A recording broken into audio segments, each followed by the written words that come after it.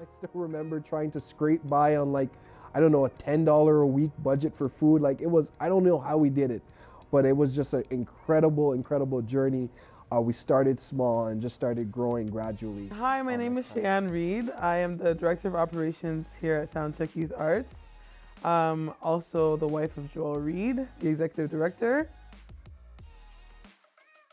So SoundCheck started from a phone call. A phone call. The phone call, I just see a picture of my bedroom in my old parents' house and have a call with Joel. Like something just clicked. Like, I want to start an organization. They're like, organization? Like, what are you talking about? I get Shay on the phone. I get Adrian on the phone. And he's like, yeah, I'm going to start this thing. And we've got a chance to sign up for a grant and really get this organization going. And, you know, I'd like you to be a part.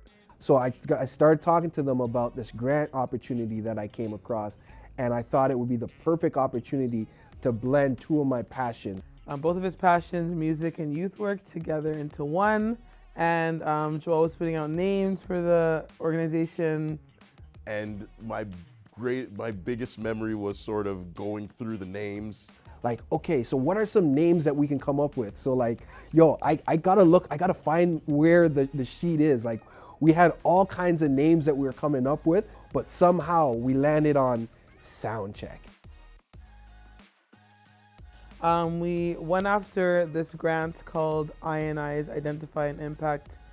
And thinking about, okay, well, what can you do with this sort of small grant starting from scratch? And we read the fine print of the grant and realized that it was crazy that there was a concept that, you know, we want these guys to provide a service to the community, but for a maximum of 12 months. everything that we couldn't purchase equipment to prolong the program. It all had to be rented. It doesn't matter what the price is. You can't buy anything that you could keep. I remember we had to rent instruments. We didn't own anything. There wasn't anything that we could pass on to a young person who wanted to learn.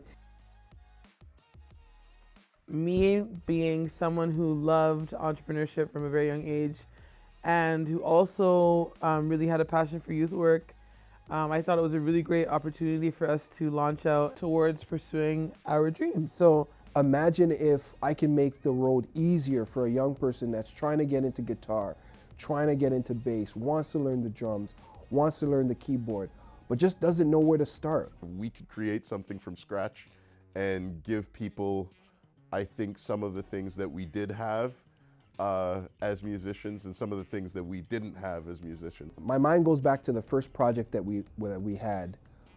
We were probably, I don't know if I was about 19 at the time or how old I was, but I remember, I have to tell the story of this closet because it was literally so small. How are we gonna fit several drum sets, keyboards, a bass, a guitar in this tiny closet?